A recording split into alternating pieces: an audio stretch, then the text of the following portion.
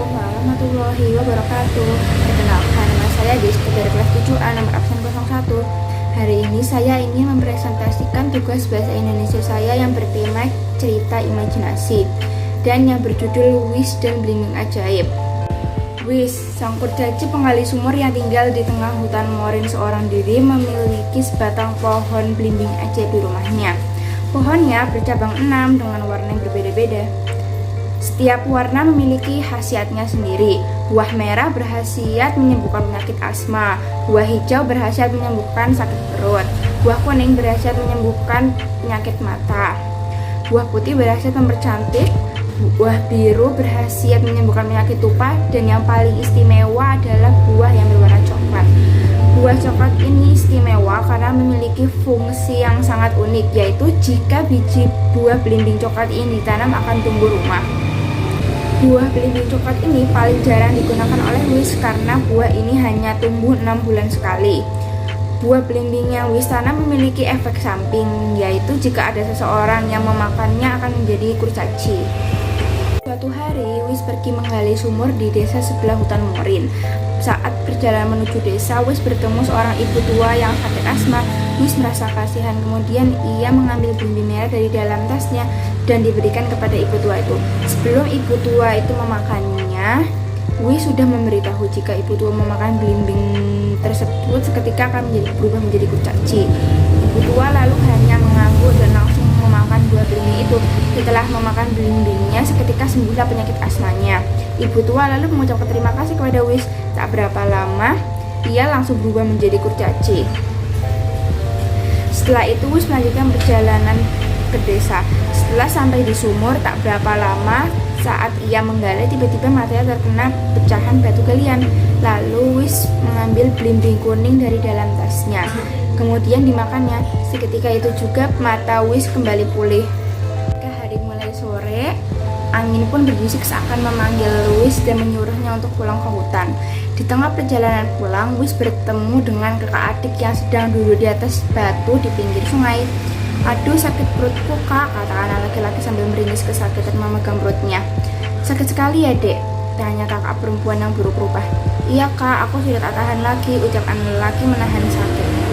Wis yang mendengar percakapan itu bertanya, "Ada yang bisa saya bantu?"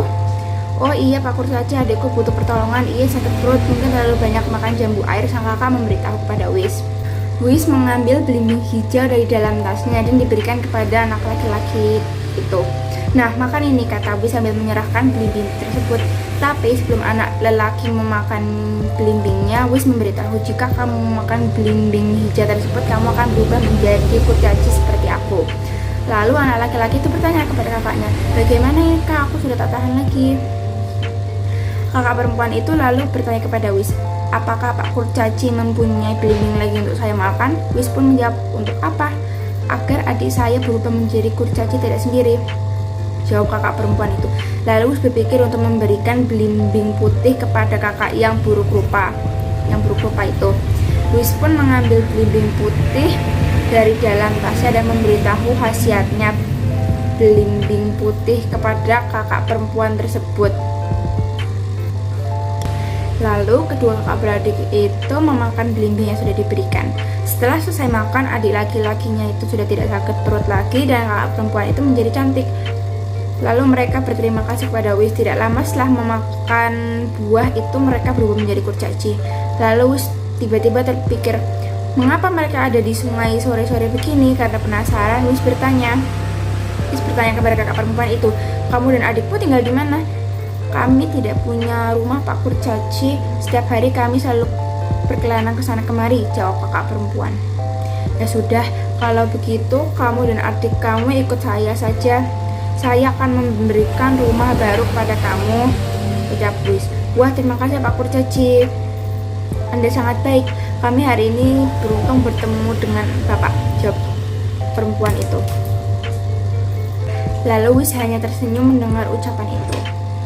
Kemudian Wis dan kakak beradik itu pergi menuju rumah Wis. Saat mendekati rumahnya di hutan, ada seorang kakek yang kelihatannya sedang kebingungan.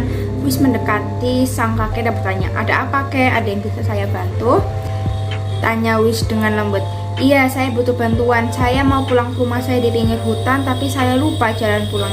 Sekarang saya tersesat, ujar kakek yang pelupa. Oh, jangan khawatir kakek makan saja belimbing biru ini, kata Wis sambil menyerahkan belimbing terakhir dari dalam tasnya. Tetapi sebelum kakek memakan belimbing, Wis sudah memperingati, jika kakek memakan belimbing itu, kakek tua akan berubah menjadi kurcaci. Kakek tua itu hanya mengangguk saja, lalu kakek memakan belimbing terakhir. Beberapa saat kemudian, tampaklah reaksinya. Kakek mulai sadar dan telah ingat arah ke rumahnya. Terima kasih, sekarang saya jadi tahu jalan pulang ke rumah, kata kakek. Oke, hati-hati ya kek, jawab Wis dengan sopan. Tak berapa lama kemudian kakek tua berubah menjadi kurcaci. Wis pun melanjutkan jalan pulang ke rumahnya bersama kakak beradik itu. Di rumah, Wis menunjukkan buah belimbing yang berwarna coklat kepada kakak beradik itu. Lalu Wis menjelaskan kalau biji buah ini dapat menumbuhkan rumah, dan buah ini sangat langka karena hanya dapat tumbuh 6 bulan sekali. Kemudian Wis menanam biji itu di sebelah rumahnya. Dalam sekejap tumbuhlah biji itu menjadi rumah yang mewah. Kakaknya pun terkejut dan masih tidak percaya. Lalu kakak perempuan itu berterima kasih kepada Wis untuk kesekian kalinya. Dan mulai saat itu mereka menjadi tetangga yang saling membantu satu sama lain. Wis pun merasa senang karena akhirnya dia mempunyai tetangga. Setiap hari Wis si kurcaci dan belimbing ajaibnya akan terus menolong orang yang membutuhkan pertolongan. Sekian presentasi saya, semoga bermanfaat. Wassalamualaikum warahmatullahi wabarakatuh.